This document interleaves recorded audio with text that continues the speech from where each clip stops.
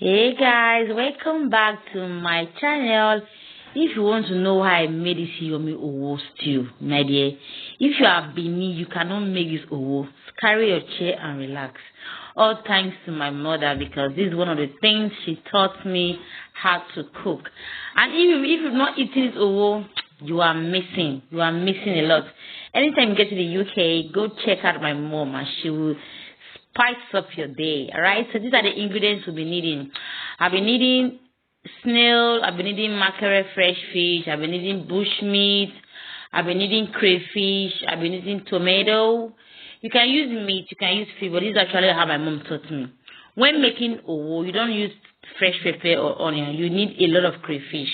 So I need dry pepper, maggi, potash, and I'm stepping down with plantain, good palm oil, and you are good to go. Okay, but if you don't have snail, you can use meat, you can use fish, but this is how my mama teach me how to cook. And so first and foremost, I'll go ahead and blend my tomato.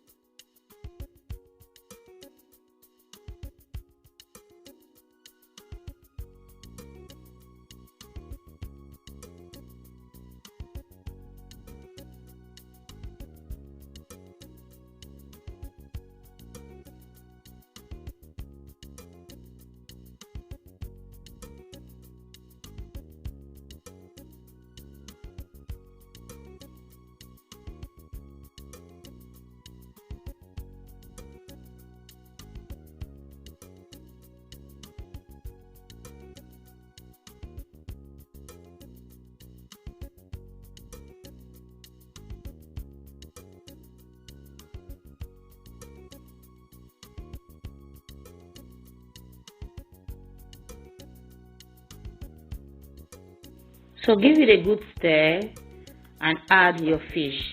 The reason why I always want to add my bushmeat first, in that way it softens very fast because the bushmeat is very dried. Okay, but if you are living in Nigeria and you have the means of getting fresh bushmeat, it's fine. But those of us living abroad, we get it very dried.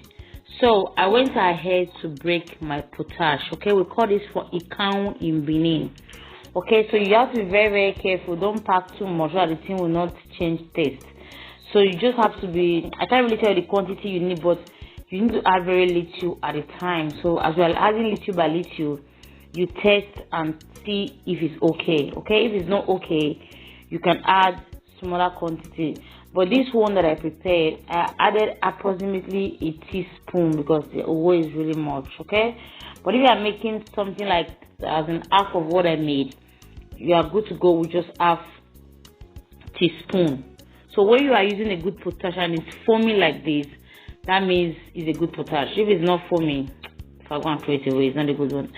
Don't mind me, guys. So you're gonna leave it, don't stir, you're gonna leave it for it to cook and it will dry like that. Okay, so mind you, if you are the type that that is not very careful when you are turning your food, you can bring out the fish before adding the snail.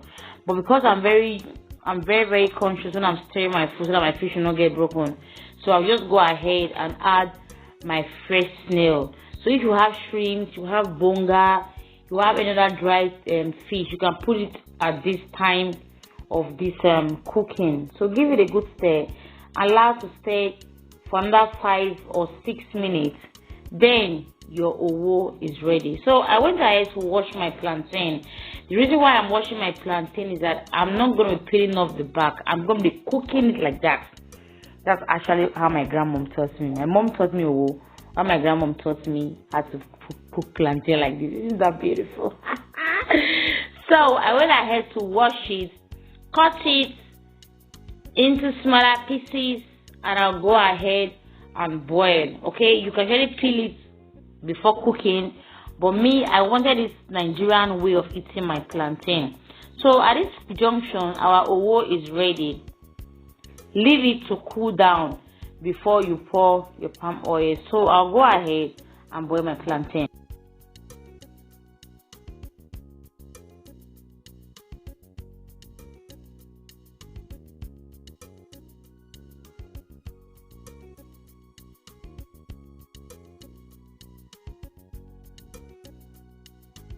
Now our owo is cooled down and it's now time for me to pour palm oil.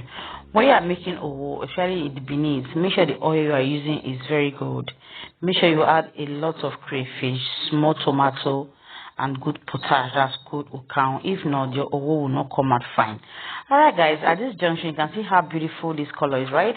So if you like this video, don't forget to give it a thumbs up, share with your family, with your friends, subscribe, turn on that bell so whenever I upload an interesting video like this, you will be the first to know. Love you guys and bye.